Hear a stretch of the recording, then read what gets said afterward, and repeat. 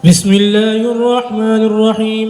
وبه قال حدثنا أبو النعمان قال حدثنا مهدي بن ميمون قال سمعت محمد بن سيرين يحدث عن معبد بن سيرين عن أبي سعيد الخدري رضي الله تعالى عنه وعنهم عن النبي صلى الله عليه وسلم قال: يخرج ناس من قبل المشرق ويقرؤون القرآن لا يجاوز تراقيهم يمرقون من الدين كما يمرق السهم من الرمية ثم لا يعودون فيه حتى يعود السهم إلى فوقه.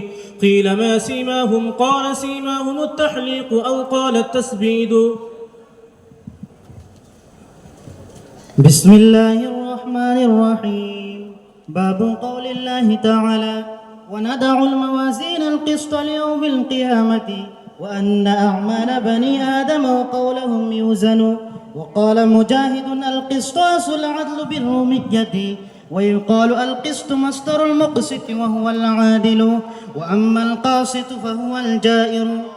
وبه قال حدثنا أحمد بن إشكاب قال حدثنا محمد بن فزيل عن عمارة بن القعقاع عن أبي زرعة عن أبي هريرة رضي الله تعالى عنه وعنهم أنه قال: قال النبي صلى الله عليه وسلم: كلمتان حبيبتان إلى الرحمن خفيفتان على اللسان ثقيلتان في الميزان، سبحان الله وبحمده سبحان الله العظيم.